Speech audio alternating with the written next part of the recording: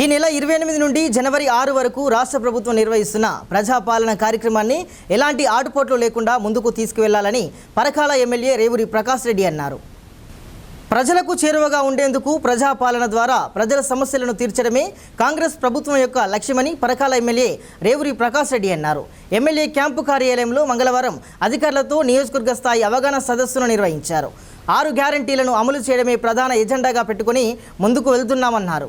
అధికారులు ప్రజాప్రతినిధులు సమర్థవంతంగా పనిచేసి పరకాల నియోజకవర్గాన్ని ముందు వరుసలో ఉంచాలన్నారు. ఎవరికి ఎలాంటి ఇబ్బందులు లేకుండా ప్రజల అభ్యర్థులను స్వీకరించాలని వారు పేర్కొన్నారు. నేను బలంగా నమ్మేది ఏంటి అని అంటే లెజిస్లేచర్ అండ్ ఎగ్జిక్యూటివ్ ఈ రెండు కలిసి పనిచేసినప్పుడే మనం ప్రజలకు న్యాయం చేయగలుగుతాం.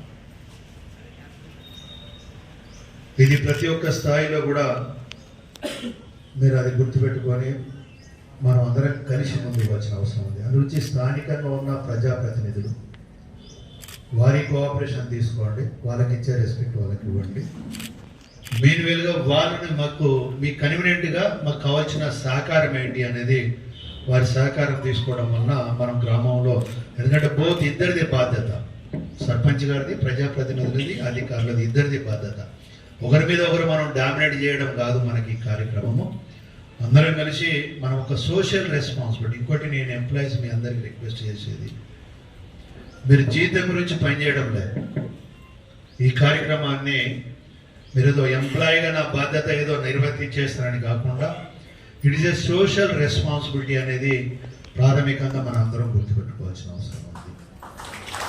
అందులోంచి మీ అందరినీ కూడా నేను రిక్వెస్ట్ చేసేది, second thing is as a social రెస్పాన్సిబిలిటీగా ఫీల్ కండి. ఎందుకంటే ముఖ్యమంత్రి గారు కూడా కోరుకునేది అదే. కనుక ఈ రెండింటిని దృష్టిలో పెట్టుకొని మూడవది ఏంటి అని అంటే మనం ఇతర నియోజకవర్గాలతో పోటీ పడాలి. ఆ పోటీ తత్వం లేకుంటే కూడా మనకు సాటిస్ఫాక్షన్ ఉండదు. ఎప్పుడైతే పోటీ తత్వం ఉంటుందో ఎస్ మనం సక్సెస్ఫుల్గా మనం ఈ కార్యక్రమాలు మనం నిర్వర్తించుకుందాం, అందరి భాగస్వామ్యం ఉండే విధంగా చూసుకుందాము.